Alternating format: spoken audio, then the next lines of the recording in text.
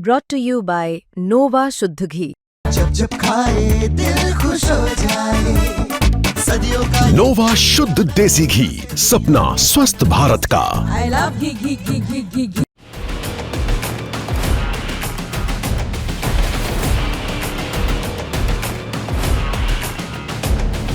Thailand और Cambodia के बीच झड़प की ये सबसे नई तस्वीर है।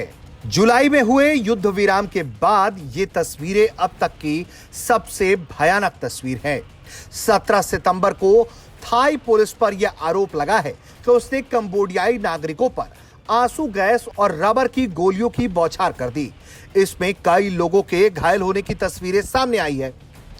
कंबोडियाई सूचना मंत्रालय द्वारा एक वीडियो जारी किया गया जिसमें कंबोडियाई प्रदर्शनकारियों और रबर की गोलियों से लैस थाई अधिकारियों के बीच टकराव और उनके बीच हुए झड़प की फुटेज को दिखाया गया है।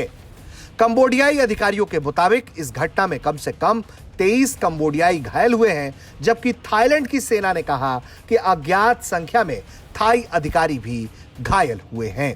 दोनों देशों के अधिकारियों ने बताया कि थाई पुलिस ने 17 सितंबर 2025 को एक विवादित सीमा क्षेत्र में कंबोडियाई नागरिकों पर आंसू गैस और रबर की गोलियां चलाई।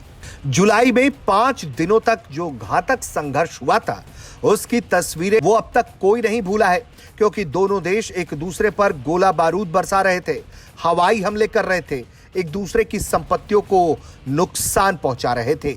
वहीं उन 5 दिनों के गोलाबारी में सिर्फ लोग ही हताहत नहीं हुए, बल्कि यूनेस्को की साइट को भी अच्छा खासा नुकसान हुआ। हालांकि 5 दिनों तक संघर्ष के बाद उन दोनों ही देशों ने मिलकर बातचीत की और युद्ध विराम की घोषणा कर दी, लेकिन उसके बाद ये तस्वीरें सबसे खौफनाक हैं जो तनाव को पूरे क्षेत्र में बढ़ा सकती हैं। ये झड़प एक विवादित सीमावर्ती बस्ती में हुई है, जिसके बारे में थाईलैंड की अपनी थ्योरी है और कंबोडिया की अपनी। थाईलैंड का कहना है कि ये साकवा प्रांत में स्थित उनके बान नुंग या काउ गांव का हिस्सा है, जबकि कंबोडिया इसे अपना बताता है और कहता है कि ये बेंते मिंचे प्रांत में स्थित प्रे चान गांव का हिस्सा है। यानी दोनों देशों का इस बस्ती पर अपना अपना दावा है और यही वजह है कि इस तरफ की झड़प की तस्वीरें सामने आई हैं।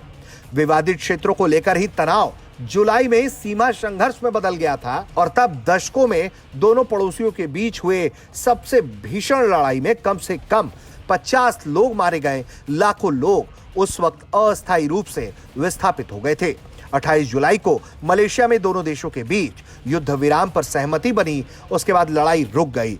तब से अब सीमा पर काफी हद तक शांति बनी हुई थी, लेकिन ये नई तस्वीरें बताती हैं कि मामला शांत नहीं हुआ है, बल्कि अंदर ही अंदर उबाल मार रहा है और उस उबाल की ही झलक इन तस्वीरों में दिखाई दे रही है।